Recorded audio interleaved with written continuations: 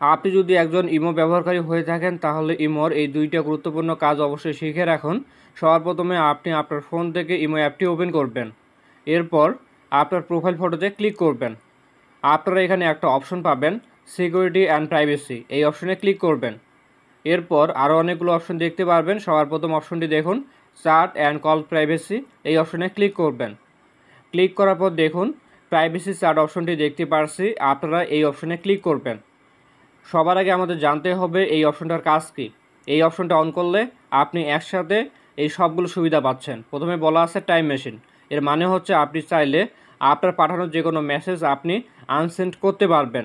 এরপর আছে disappearing message, এর মানে হচ্ছে আপনি চাইলে একটা টাইমার সেট করতে পারবেন। আপনি যখন কাউকে কোনো মেসেজ পাঠাবেন সেই মেসেজটা কত সময় পরে অটোমেটিক মুছে যাবে সেটা আপনি এই অপশনটা অন করার মাধ্যমে করতে পারবেন।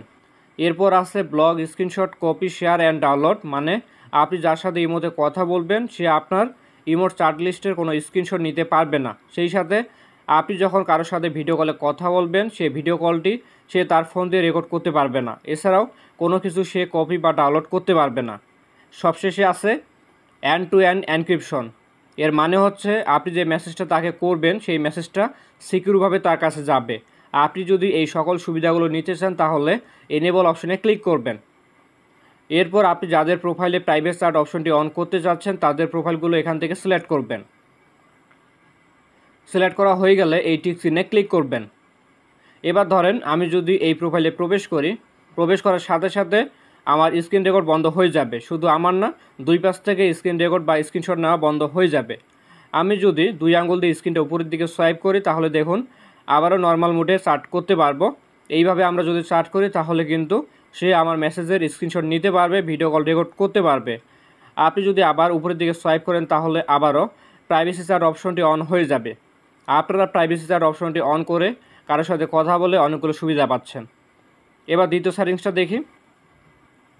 এবার নিচের অপশনটা দেখুন ব্লগ স্ক্রিনশট ফর কলস, এই অপশনে ক্লিক করবেন। এখন দেখুন এই অপশনটা আমার ইমোতে অফ করা আছে। অপশনটা অন করলে কি সুবিধা পাবেন, অফ করলে কি সুবিধা পাবেন এখন আমি আপনাদেরকে প্রথমে বলি। উপরের দিকে দেখুন কিছু কথা বলা আছে, when enabled all user will be prevented from screenshot or screen recordings on your calls, you will get notified if the screen was capture.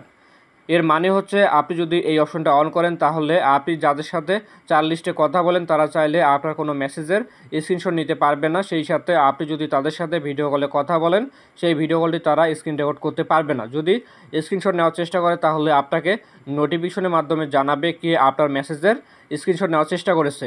এই সেটিংসটা মূলত আপনার সেফটির জন্য। আপনি যদি মনে করেন আপনি যাদের সাথে চ্যাটিং করতেছেন তারা যেন আপনার কোনো মেসেজের স্ক্রিনশট তাদের ফোনে নিতে না পারে, এবং আপনি যখন তাদের সাথে ভিডিও কলে কথা বলবেন সেই ভিডিও কলটি যাতে করে তারা স্ক্রিন রেকর্ড করতে না পারে সেক্ষেত্রে এই সেটিংসটা অন করবেন। আমি অন করলাম।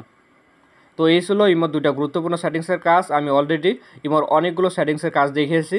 আপনি চাইলে সেই ভিডিওগুলো দেখতে পারেন। ভিডিও ডেসক্রিপশন বক্সে একটা প্লেলিস্ট পাবেন, সেখান থেকে আপনারা ভিডিওগুলো দেখে নেবেন। দেখা হচ্ছে নতুন কোনো ভিডিওতে। সকলে ভালো থাকবেন, ধন্যবাদ।